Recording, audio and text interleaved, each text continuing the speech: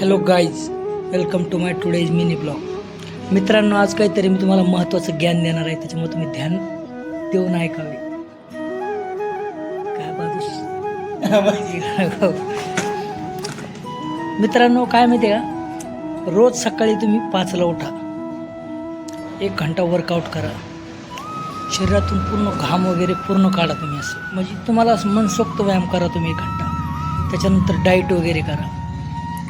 त्याच्यानंतर तुम्ही प्रोटीन वगैरे जे बी भेटत असेल तुमच्या हिशोबानं ते तुम्ही घ्या. आणि नंतर आहे ना 9:30पर्यंत आहे ना तुम्ही काहीच नाही खायचं. 10 वाजेला आहे ना, 10 वाजेला तुम्ही मटकी वगैरे काहीतरी थोडासा कांदा वगैरे, काकडी वगैरे तुम्हाला जे भेटेल ते तुमच्या हिशोबानं जवळपास असतं ते तुम्ही वाढा, सोप्या भाषेत सांगायचं.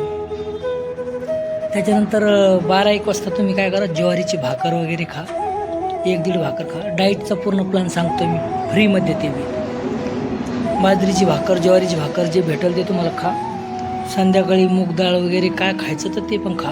हलका अन्न. हा दिवसभराचा रुटीन झाला. पुढेही दिवसभर तुमचा जॉब वगैरे जे करताय ते करत राहा. त्याच्या पलीकडे तुम्ही काहीच नाही करायचं. तुम्हाला असं वाटत असेल की नाही हे लाईफ म्हणजे असं विशेष काहीच नाही सांगू राहिलो मी तुम्हाला, परंतु काय लाईफस्टाईल कशी जगायची सांगतो मी.